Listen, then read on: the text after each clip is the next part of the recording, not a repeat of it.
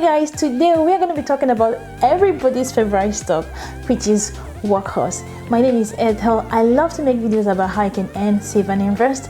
If you love videos like this, please, I'd love you to be a member of this family. All you have to do is subscribe and turn on your notification bell so that you always know when I release my video. Before we get started, I would like to say that I am not a financial advisor. With that out of the way, I would also like to beg you to please consider giving this video a huge like so that this video gets to as many people as possible, and it also helps out my channel. So today we are going to be talking about Workhorse and Q3 earnings. On the 9th of this month, 9th of November, they released their Q3 financial result. So without wasting much of your time, let's just dive. Before we go into this Q3 earnings, I would like us to take a look at what this stock has done in the market from the 9th up until now. So when we look at this chart right here, what I'm seeing is going forward, let's take a look at the third quarter 2020 financial results. So what we see here is that sales for the third quarter of 2020 was recording at $565,000 when you compare it Thursday to $4,000 for the third quarter of 2020. It's the cost of goods sold increased, in a space of 2.8 million. Stock has increased from 1.4 million about when we compare it to. That is really a lot. This is really interesting. So without talking too much, they said this increase was primarily driven by increase in labor and material relating to cost for the C-series production. Now, selling generally and administrative expense increased also to 6.0 million to 6 million from 2.6 million in the same period last year. So the increase is attributed to an increase in consulting expense, higher employee related costs and incentive stock expense.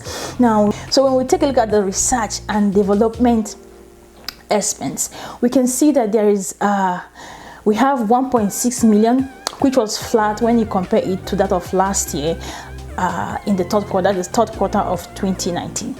So when we come to the interest, we can see there's also an increase of over 70 million, when you compare it to that of last year. So this was not dependent on cash, rather it was dependent on the component of the financial instruments. So the net loss is 84.1 million, but when we take a look at that of 2019, we can see that the net loss there was 11.5, which means that there's an increase in net loss due to the increase in interest expense that we just noted earlier on. Operation income during the period was a loss of 9.8 million compared to a loss of 5.6 million in the third quarter of 2019. One very interesting thing is, as of 30th September, the company had cash which was equivalent to 80.2 million.